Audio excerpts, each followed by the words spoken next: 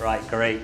So how many of you have heard of this OWASP Automated Threats project? Okay, well, Josh is on the board, so you should know. But yeah, so I guess my mission today is to tell you guys more about what this project is about and what problems we're trying to address. Right, so this is, oh, if you want to tweet it or something, the hashtag is badbots. So this is our agenda. We're gonna explain about what this project is about, and then we're gonna explain how this ontology, this new ontology of automated threats can be used in your daily life or daily operations. And then we recently updated this book, so we're gonna talk about what's new in this book, version 1.1. And then we're gonna look at more, detailed look at like what the automated attacks are and how we classify them using this ontology.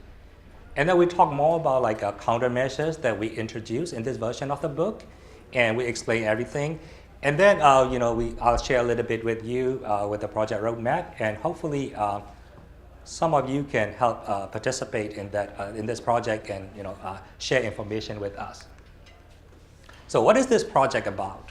Right here we are now in 2016.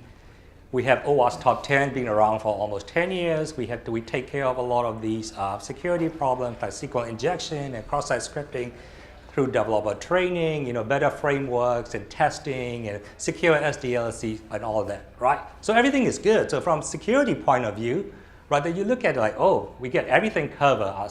Our applications are secure, our configurations are right, and so on. And what about ops or DevOps, however you call it? What are they saying? We're seeing a lot of attacks all the time. So what's going on here? There's some kind of disconnect, right? So we did all the security things right, or hopefully right, and we're seeing a lot of attacks. So what is it? And then the vendor came in like, oh, I have does it all solution for this amount of money, and would you like to buy that? But no, that's not right, because we're not talking the same language here. We're not talking we may not be talking the same thing. We may have a problem, but we don't know how to describe the problem. We may not have the right language and the right terms to describe the problem. So that's what this project is about. This project is about solving that problem and coming up with the lingo and definitions for understanding and describing what these malicious web automations are. So this is our project page. I have a link. We'll share these slides with you. So this is our output, Automated Threats Handbook. You probably know this is version 1.1, which is new. It is hitting the website as we speak. If not today, it'll be on the OWASP website tomorrow, the soft copy, PDF. And if you go to Lulu Press and want to print a hard copy, it costs about $10. We authors don't make any money. That money goes to printing and the paper and the shipping, I guess. So this is an older version of it. So that's our product. And the contributors, Colin Watson started this project like about maybe 18 months ago. And he made a first presentation on this project at AppSec USA last year, at around October of last year in San Francisco. And and he made a call to action like, hey, if you guys are in the industry, if you know more about this problem, work with me.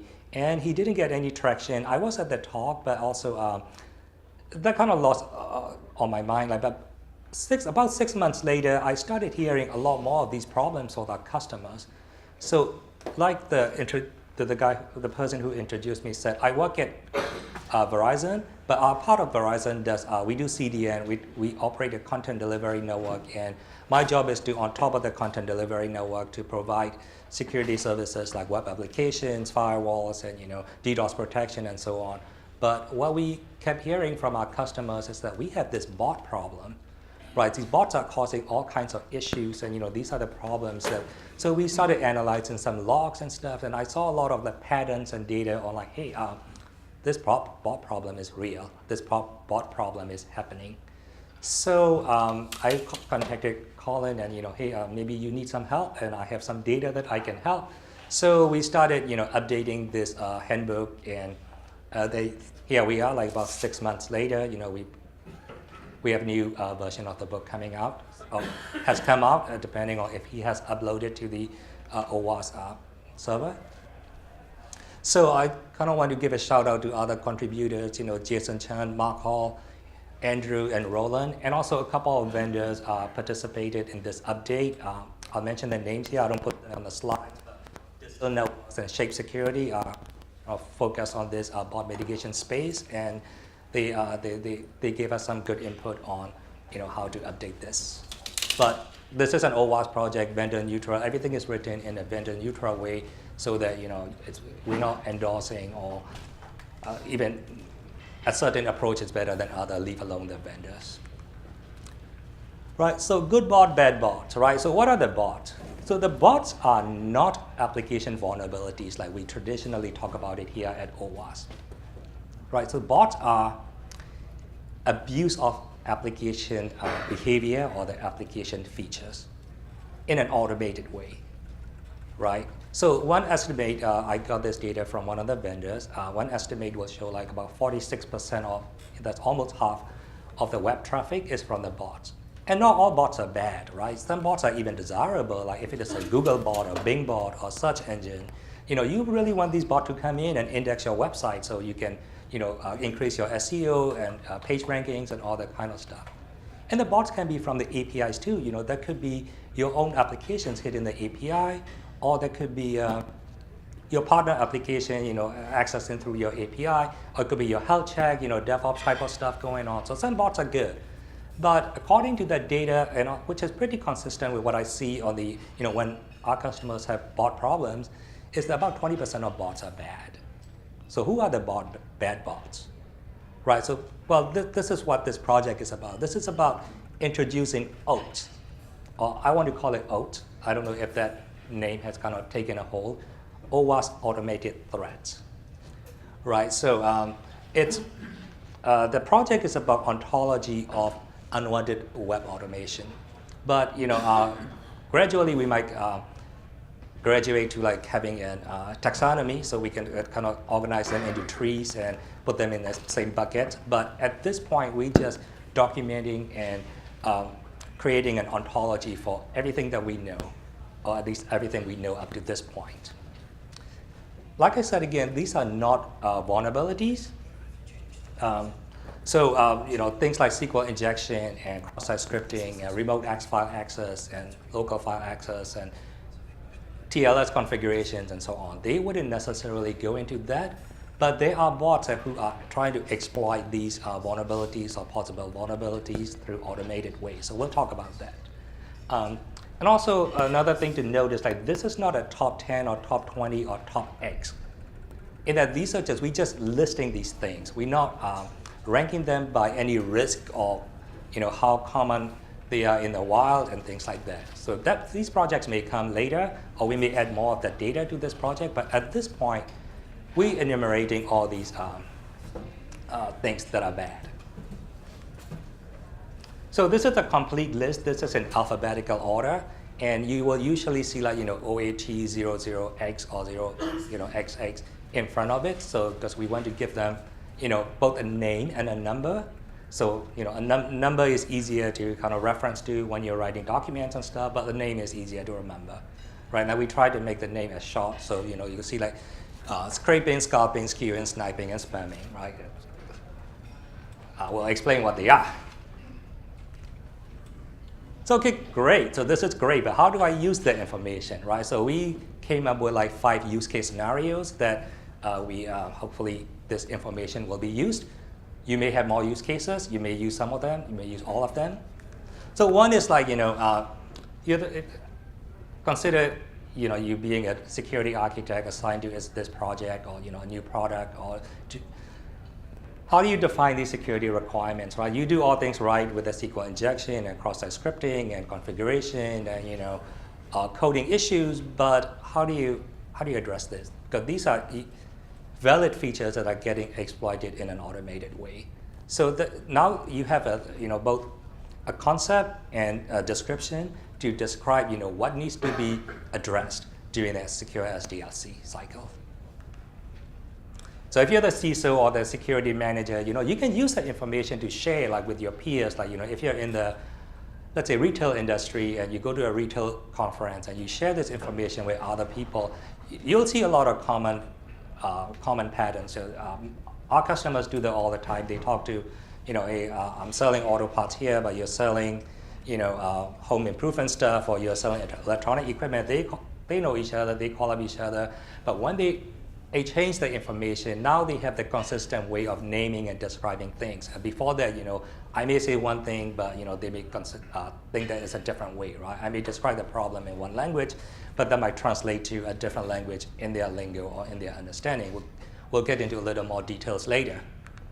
And the third one is like, if you're a security analyst, you see a spike in automated threats, you can share the information with your regional CERT or, with your peers or with your service provider or security provider like that. So now you have the consistent language to explain and understand the same thing that you're talking about.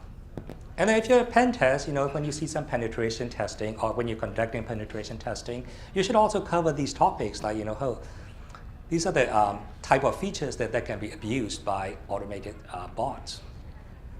And then last but not least, there are two, if you're buying something right now that you have a security problem, you want to buy some solution, and do you know what to buy? Well, with this, you can start describing like, I want a software, I want some security mitigating bots, but I want that system to do X, Y, and Z as just described in this document. I want them to take care of password cracking and password stuffing and things like that, right? And then now the vendor can use that language to actually pitch their products in a proper way instead of like, oh, I have this does-it-all system. So that's how you use this information, and that's a goal of this project, or one of the goals of this project. And you might have different use cases that is peculiar to your situation. So what's new? So what have we been working on over the last 6 months? So what we did is like we added this new section or new concept called the countermeasures. When we added these countermeasures, we first put as a countermeasure classes, and we have a total of 14 of them. They are not an exhaustive list by any means, but they are like what we have gathered through, talking to the experts, talking to the vendors, and talking to OWASP community about like, hey, these are the common classes of things that people are doing to mitigate or address this issue of malicious automation. And then we kind of customize these countermeasures to be more application specific or more, more specific to each thread.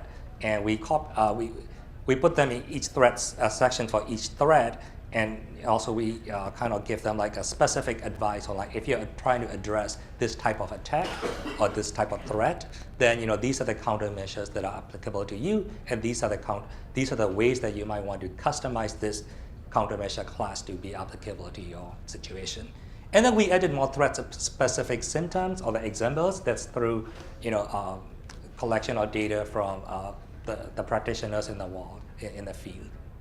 So we'll go into more of this later, but this is kind of like a preview of what we have been doing. And then let's walk through some examples, right? So let's talk about example one, like account takeover, right? So the business way to explain this problem is like, hey, there's an attacker that accessing legitimate users' accounts on our system. Well, that could be done through a couple of ways or a few ways, and when you just describe the business problem in business terms, the person who is receiving the information may translate like, oh, I've seen this problem too. But they might have seen the problem through a different type of threat than you are describing. So that's why we describe like, there are two different type of threats that can lead to an account takeover, right? So one is what we call the credential cracking, and another is what we call the credential stuffing, right? They're different, they kind of sound familiar. I think we intentionally chose these two terms to be familiar, but the handbook will also outline like, hey, here are the other names that one might call this same threat. So what is cracking? Right, so cracking is basically trying different combinations of the password or the username. Or somebody gets an email address, but they don't know the password. So they'll come and try like every combination in the dictionary or things like that. Right, so that's harder for someone to launch, and that's probably easier for you to detect, and then you can do like an account lockout or things like that in your system. But what about credential stuffing, right? So these days, it's almost like every month, some account got stolen. That's both the usernames and the password, the whole long list. And you can buy these credentials on the black market, and they might come and try that at your site.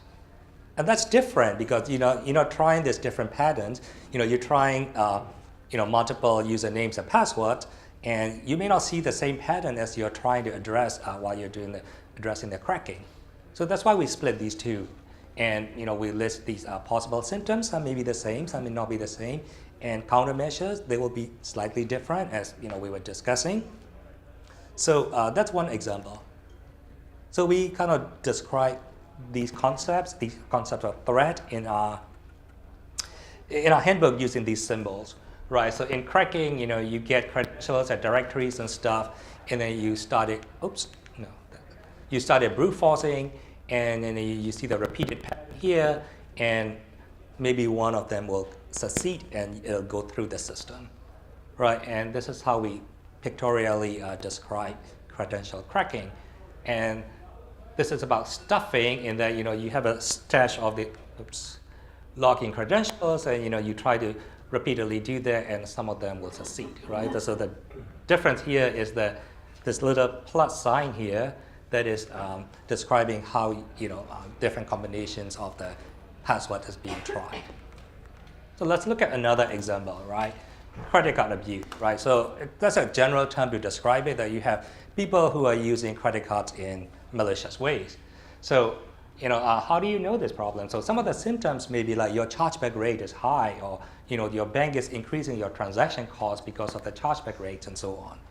Well, there could be a number of reasons, right? So that could be because of carding or card cracking or cashing out. They all related to credit card fraud, which is a financial fraud, but they're different concepts technically, and they may require different type of solutions.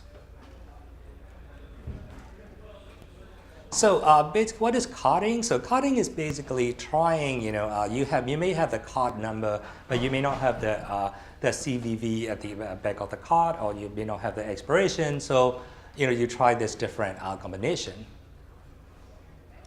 Although that's card cracking. So carding is basically you try to see like if the stolen credit card number is valid, and if you can charge $1 or something to that card, so then you can later try and buy expensive items. And a card cracking is more like you have this, this is valid, but you don't have this expiration date and a CVV at the back.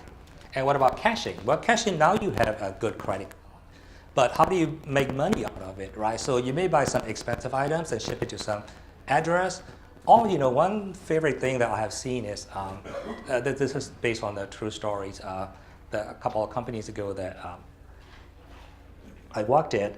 What they're providing is kind of like the directory services of, let's say like people who can give you some advice or something over the phone, right? So that's a service. So let's call it a psychic, but you can replace psychic with anything, right? Let's call it a psychic service. This person who stole a stash of credit cards, they'll set up, or usually it's an organization, they'll set up multiple accounts.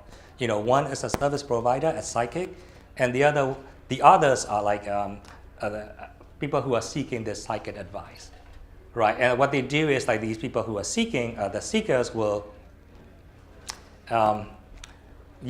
start using these different credit cards, and this service will take a cut, like usually like 20%, 30%, or maybe even 40%. And then this psychic will make a lot of money, and that's how they get hardcore cash from credit card numbers, right? And what is the risk to the service provider who are matching these seekers and advisors? Well, their chargeback rate will be high, and people will start calling them like, hey, my credit card got stolen and it got used at this website, so they have this issue. So that's a type of issues that cashing out is about, and that's how we outlined it in this. And then what about like e-commerce stats, right? This is again true story. I hear it over and over, like, hey, my stats are skewed. My click to purchase ratio is off. My you name it, right? So whatever the measurements that you're doing, like through Google Analytics or, Omniture and things like that, these just the patterns are different than what I'm used to. Well, it could be some skewing going on, like some competitor or just some script kiddies trying to access, or maybe as a result of some other attack or some other threat that your statistics are now off. Or it could be that somebody committing an ad fraud that they display some ad, somebody click on it, they get paid, but the ad lands on your page, you have to pay, but that the person never has an intention to buy anything. So again, the end result is that your stats are skewed, right? So that's a business problem, but the technical threats that lead you to that problem are, it could be skewing, it could be ad fraud, right? Or it could be some other things. It could be a result of some other attacks that are going on. Maybe, cashing out, like somebody cashing out, and maybe your results are skewed different. And not the other way, like now you have a really high, click to purchase. Another problem is trust infrastructure. We hear that a lot. So we hear that a lot. The symptoms of this are like network load, CPU load, memory load, congestion, response time being slow, and all that kind of stuff associated with it. It could lead to system crashes, and I definitely heard about JVM being crashing because of this type of denial of service, the stress on the infrastructure. And usually, the type of issues is caused by denial of service, and it could also be the vulnerability scanning, right? The malicious actor doing vulnerability scanning on your website. So there are two different things. So in our handbook, how we describe this denial of service is it's against your application. So it is not against your infrastructure. So we're not talking about like layer 3, layer 4 type of attacks like a SYN flooding, DNS, ICMP, IGMP. That's different stuff. These are denial of service attacks, but these are not what we consider automated threats. At the same time, you don't talk about like SSL configuration and TLS and XML parsing, that type of errors. These are what we consider web infrastructure attacks. So yes, they affect your website, but there's another way to take care of that.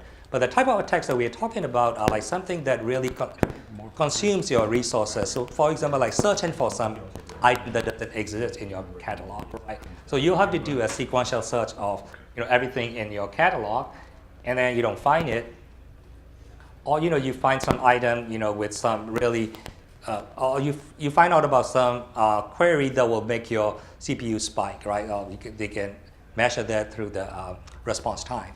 So things like that at the application level that makes your application slow down, and that may just be the intent of that threat actor. Vulnerability scanning, we all know that, but there are bots that are just out there spraying everything. Some people call it spray and pray. Spray every SQL injection in the book, remote file access, that type of things, local file access like etc passwords and window INI and so on. They just spray in this to see like if you're vulnerable. So even though you may not be vulnerable, you may not be serving the etc password file or window INI, just the fact that they're asking for that in huge volume can have a negative effect on your systems.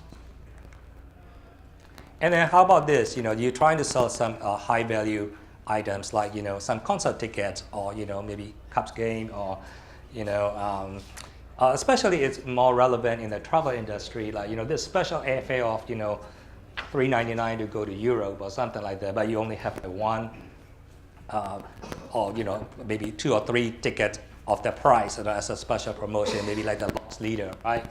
So these goods can also be purchased by the bot, and once they may not even buy it right away. They may just put it in the basket. You get like 20 minutes, 30 minutes to turn around and sell it to someone, right? So they'll take a profit and sell it to someone, but then if no one buys it, well, you have nothing to lose, right? You just put it in the basket again. But for you as an e-commerce provider, you are really not selling this to the right people you want to sell them to, because your goal is having some items as a loss leader in your offering on your store is to attract more people coming in and buying it repeatedly. And that's called scalping. And sniping is a little different. Sniping is timing, right? So like if you're bidding on eBay and like just 30 seconds or 15 seconds before the bid closes, you will you'll do just slightly higher than the last one. So the other person wouldn't have time to respond to, right? It's you as a human. It's harder for you to do that to time the right. But as if you write a script and set a cron job at some time, that's a lot more precise. So these are the scenarios. I didn't cover everything. We don't have time to cover everything, but these threats are outlined in our handbook. And what about countermeasures, right? So the countermeasures are new. They're new in version 1.1, and these are the 14 countermeasures that we introduced, and they are in no particular order. So one thing to understand is that we're not making any judgment or we're not making any evaluation on like which countermeasure is better than others, right? These are just what's out there. These are what we have heard of and what we have seen like other people using it. And we break down these countermeasures into classes in two ways. One is a countermeasure in the SDLC phases. Right, so standard SDLC would be like there are people who are designing it, there are people who are coding it, testing it, deploying it, and so on, right? But here we choose builder defender type of concept, right? And our definition of builder, it's someone or some team that has both willing and able to make code changes. They have access to the code as well as the ability and to change and deploy the code. Right, so this could be done during, while they are making the system from the scratch, or while they're updating the system, or could be as a response to something happening with the system. And our definition of defender is that someone, who doesn't fit into this builder criteria, but they must still protect the system, so they have to work around it. So they could, deploy something like a reverse proxy in front, or they could be using some kind of mod, to insert it into your web server, or they could be just doing log analysis, for example, so they don't need to update that system software, but they can work around the system. So that's our definition of that. And then countermeasures are kind of classified in this way, like these countermeasures are applicable in this phase of the SDLC or this type group of people. And the other way are the countermeasure types, right? The first one is countermeasure in SDLC, and this is about countermeasure types. So one is to prevent, like to prevent is like to mitigate this from happening at all, right? Or happening at less. And detect is like, okay, we will detect it. We will know that when it happens, and maybe in the downstream system that will take care of the side effect of that, right? It could be like, okay, if we suspect that someone is cashing out through your system, we may not sell the goods to them. Or recover is like, okay, everything, something has happened, but how do you recover it, right? So they may sound like some a little bit fuzzy at some places. It may be, but that's a general concept that we are doing this.